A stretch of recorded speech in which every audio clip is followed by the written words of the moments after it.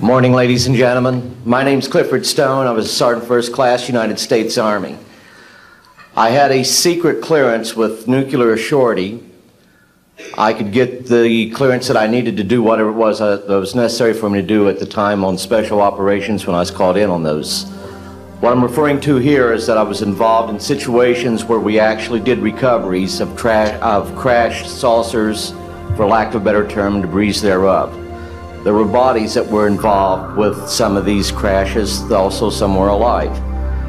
While we were doing all this, we were telling the American public there was nothing to it. We were telling the world there was nothing to it. I know we're not alone in the universe. I know that the absence of evidence is not evidence of absence. It's evidence that has been denied to the American people.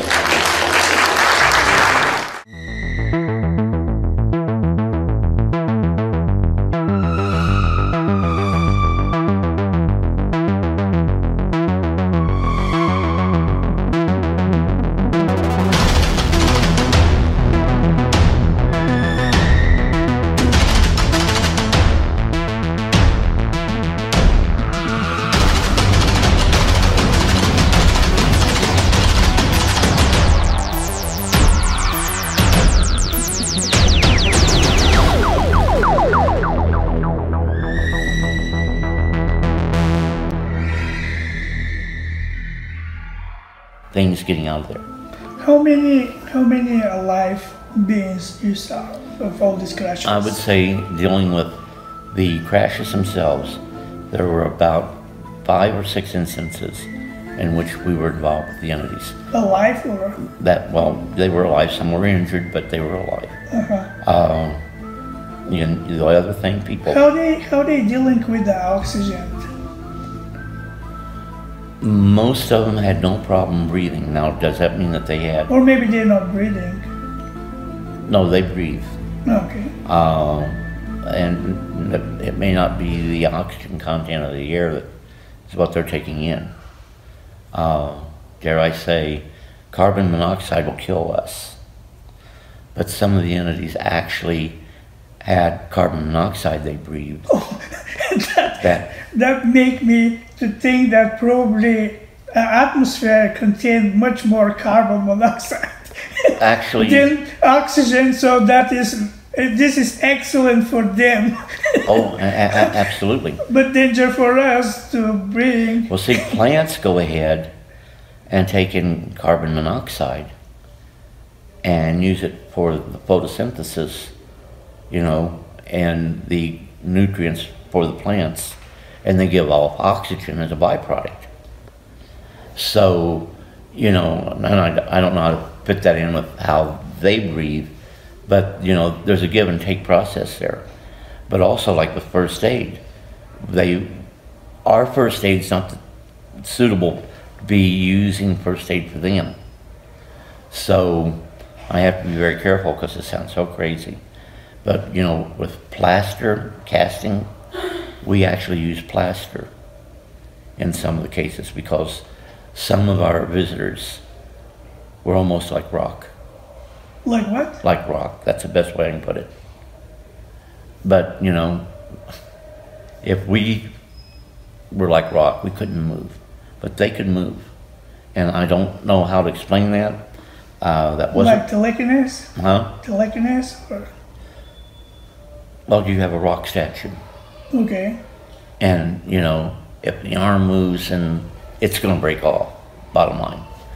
But they could move. There was like some type of texture there. But at the same time, if they were injured, there'd be a fluid coming out. But you couldn't take thread and needle or cat's guts and go ahead and sew that up. You couldn't stitch it. So we actually would use plaster Paris to go ahead and put it on. Now, it wasn't like the plaster Paris you go and get at a hardware store. I don't know. The medical teams that showed up were specially trained to deal with that. When I say we have 57 different species, the book I saw that they didn't say, here, take this, read it, there'll be a test on Thursday, so make sure you know everything in it. I was privy because some of the people liked me, and some of the people actually felt sorry for me because they knew something I didn't know. It wasn't that they did me a favor because I was 100% medically unsuited for military service. I wanted to serve my country. So they did me a favor by letting me in. But from the time I got in to the time I finally got out, then I was asked to come back in, I'll put it that way. I was dealing with UFOs. When I went ahead and decided to retire, they sent me to Germany after my little spat up here, and where they tried to court-martial me for it. I went to Germany. I found I was getting back involved in UFOs again, and my family wasn't going to get to join me. I knew whoever was in charge of this, that wasn't the Army. So I just sat back and smiled, did my retirement papers, put it in. It went through channels while I was waiting for the retirement, my retirement to be approved. I came back home on a 30-day leave. My retirement was approved, and I sat back just waiting for the time that I had to go to Fort Bliss to out-process. 2 days before I was to go to Fort Bliss to out-process, they found out the people who were in charge of whatever was going on with UFOs found out that I was going to retire. They canceled my orders, had them hold me there for 60 days, I think it was, at Fort Bliss, pending approval of my retirement. So when they crash, do you know if the place they're coming from, probably they tracking them, probably they knew that something is happening? And when, the whole situation is, we'd always go to a staging area. We didn't just fly right in on top of the crash. We would go to a staging area, and we would go ahead, attempt to make the recovery of the debris there, anything else that might be there. But we knew at the same time that our visitors, they had their own rescue teams, just like we do here. There's a plane crash here on Earth. They are out trying to recover, and a lot of times they recover the entities, and the crash would still be there. They know that there was very little we could recover from it. They came and they took the aircraft? If they could, they would. The bodies? Yes. Just let the bodies? No. The bodies, they'd pick those up. They'd pick up survivors, and if they could, they would remove the craft. And they took also the dead bodies? Oh yes, they have reverence for their dead, just like we have reverence for ours. Good example, it was in, I think it was November 1963, and this actually was in the Blue Book files. One of the best kept open secrets within the U.S. government is the relationship that Edwards Air Force Base has with UFOs. But in November 1963, I believe it was, they had a UFO that came down on the dry lake bed there at Edwards Air Force Base. Immediately, a strike team, and the strike team is a well-armed security force that's primarily used in connection with providing security to nuclear sites and nuclear facilities. Immediately was dispatched to go out and recover that UFO. As the strike team headed out there, they saw a similar, identical UFO come overhead of the disabled UFOs on the ground. It went ahead like in a leaf falling from a tree, say, going back and forth like this, came down over the UFO, was disabled on the ground. Then it started to go back up doing the same thing. The UFO that was on the ground came right up with it, like it had a tractor beam, for lack of a better term, lifting it up. So we did not recover that UFO. Now, had we continued to going out there, and we had the strike team engage the UFO that came in to recover it, then the strike team would have no story to tell. Now, this story right here, you would think it'd be highly classified, and it probably is now. But at the time, for some odd reason, there was a report put in the Blue Book files about this incident occurring. It would be in 19 '66, I think, that Look magazine would have a story done by Professor Hynek in which Hynek himself talked about that case. For the same case. What's that? For the same case you For this case I just told you about, he talked about it. And of course he knew at that time, and he even stated in the article, this is in the Blue Book file. And what he was trying to show at that time, because he had already broke ranks with the Air Force.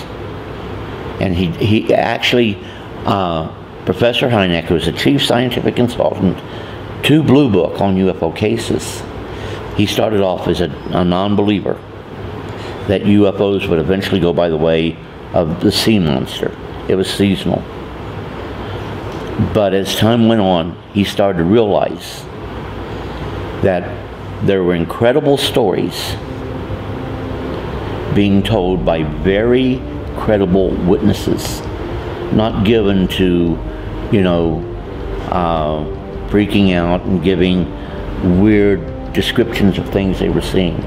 They were reporting things as they actually saw them, and that these people should be taken more serious.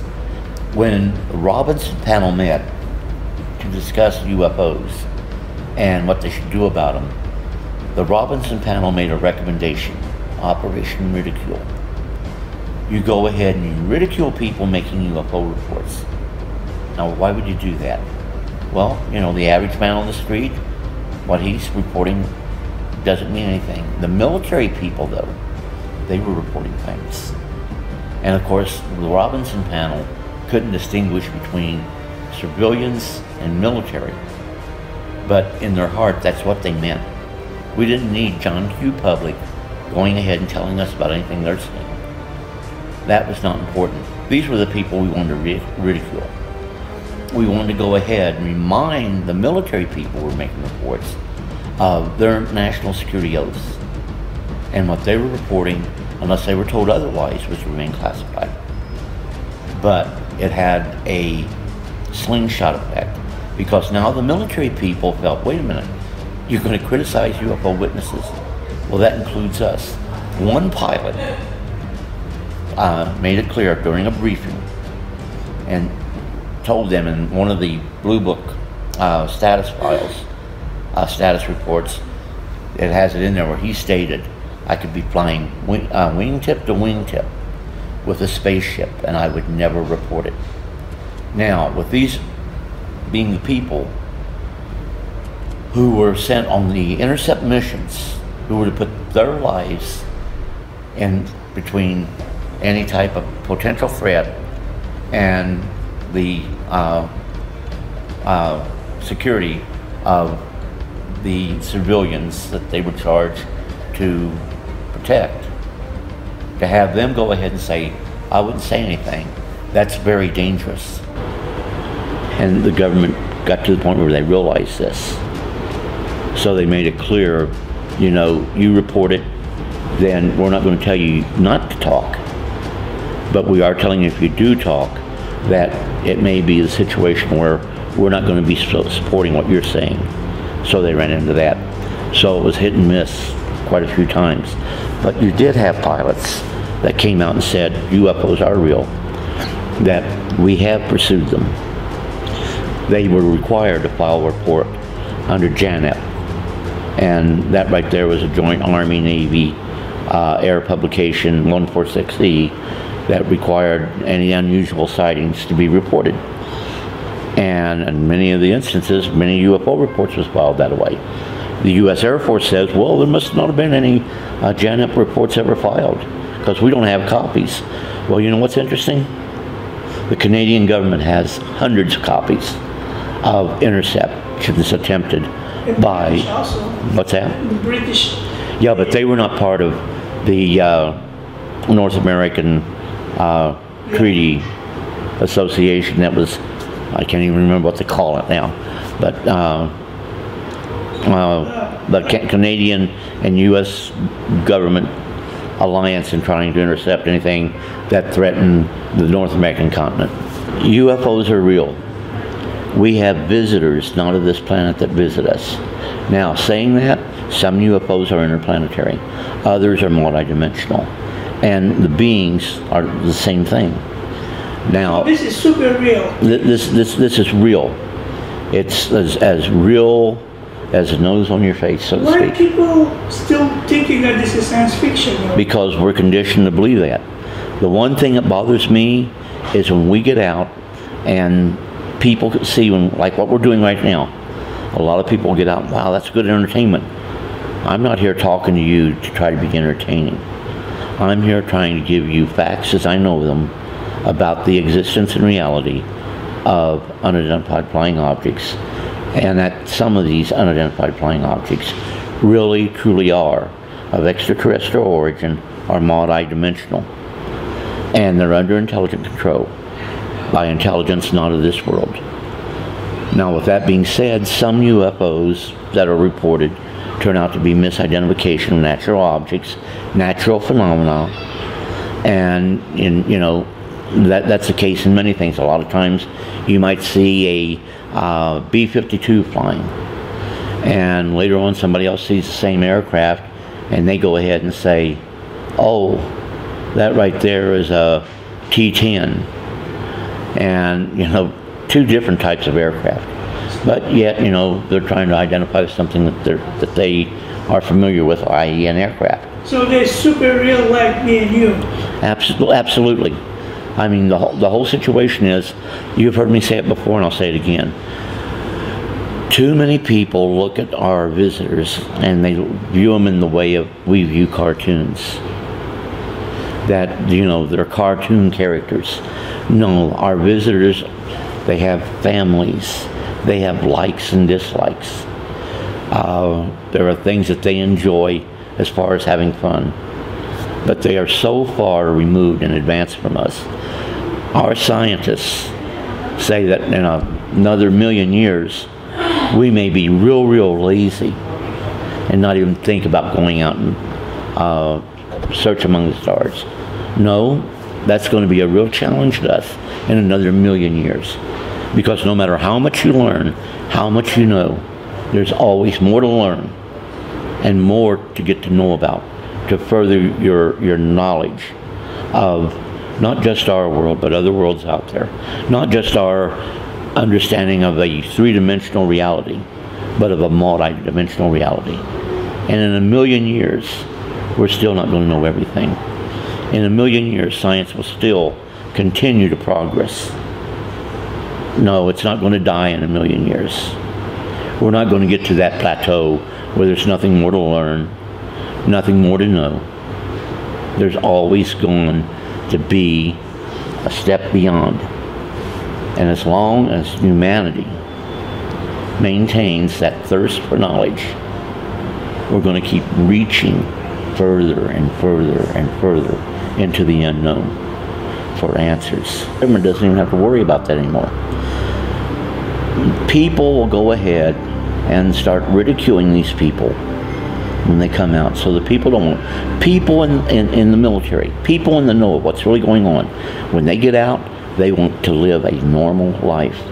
When you make the decision that you're going to talk about UFOs and about their reality and about the entities that are actually flying these machines, the entities that many of us are having interaction with, then the whole situation is that these people are going to be ridiculed. It affects their family life. I know people who have lost their family because they couldn't deal with all the family. And it's not just you. Your children get ridiculed. Your wife gets ridiculed. And that's still happening. That's still happening today. The Central Intelligence Agency are the ones that are the keeper of the secret. Even when many of the presidents aren't being briefed, the director of the Central Intelligence Agency is in the know. The office that they have that does the real investigation and gathers all the data from the other intelligence units or intelligence activities in the field, that's the Office of Scientific Investigation, which is an agency within the Central Intelligence Agency.